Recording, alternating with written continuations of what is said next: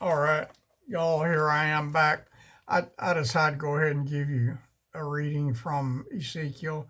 This is good stuff, y'all.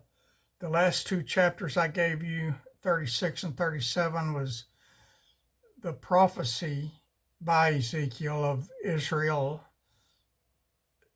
becoming a nation and the Jews, the people of Israel, moving in to the land that is now Israel.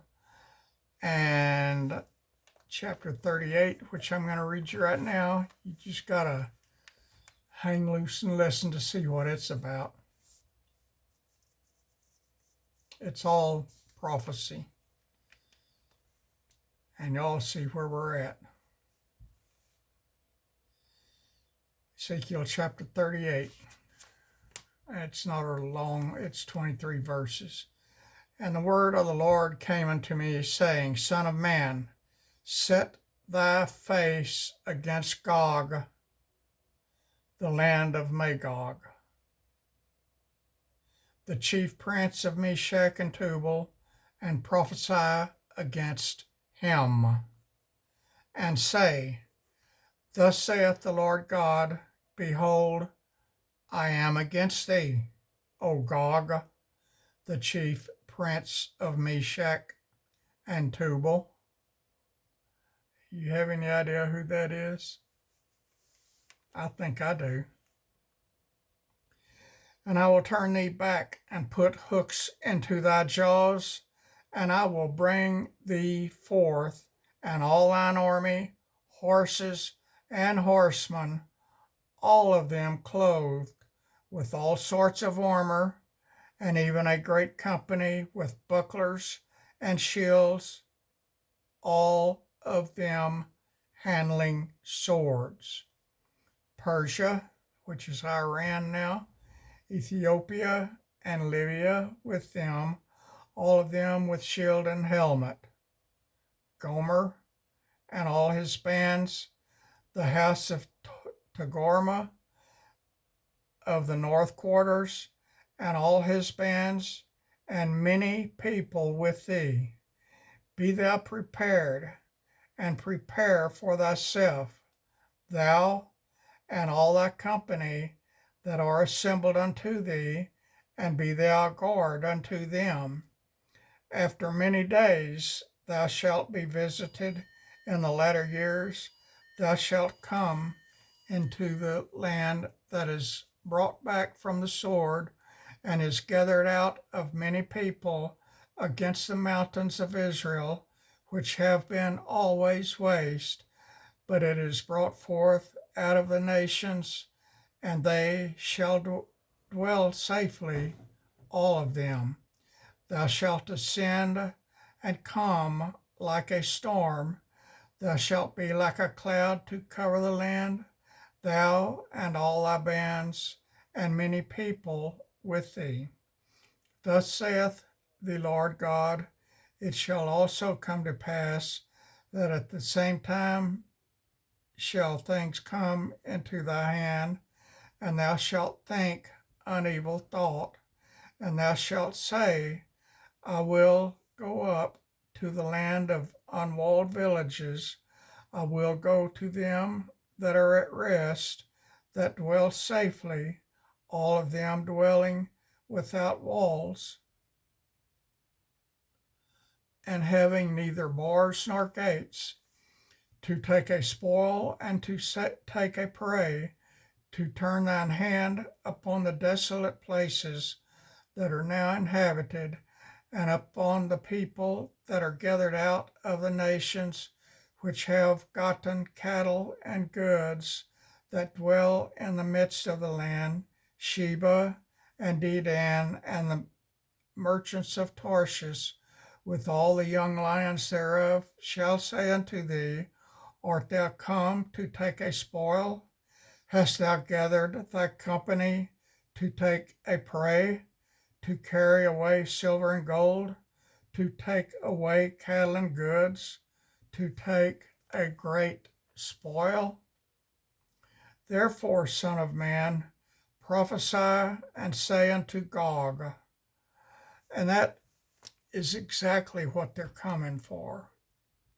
You know, Israel is tiny. Why would anybody want such a tiny piece of land? It is rich. God has made it rich. And now the countries that never wanted it before, when it was laying there open, available to anyone, now that God has made it rich, now everybody wants it.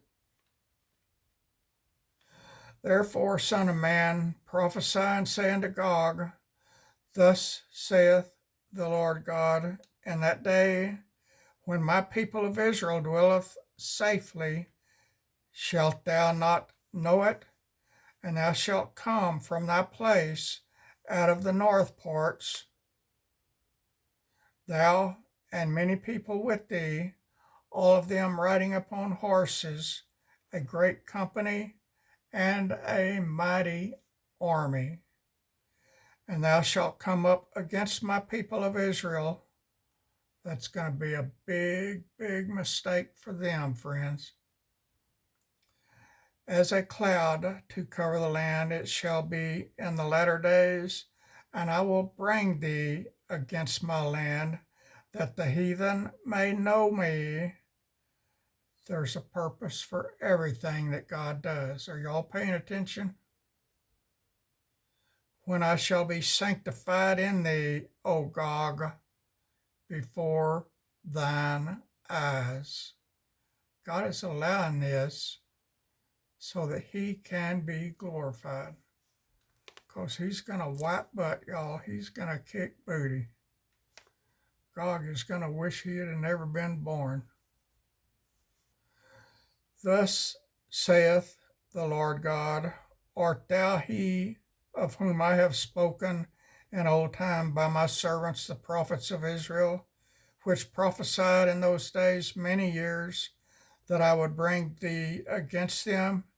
And it shall come to pass at the same time, when Gog shall come against the land of Israel, saith the Lord God, that my fury shall come up in my face. That's something you don't ever, never want to make happen. For in my jealousy, he is a jealous God.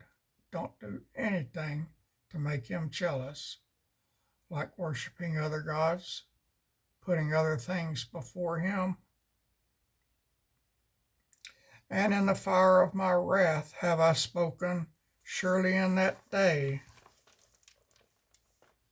there shall be a great shaking in the land of Israel. And I think that great shaking is taking place. At least it's starting to take place.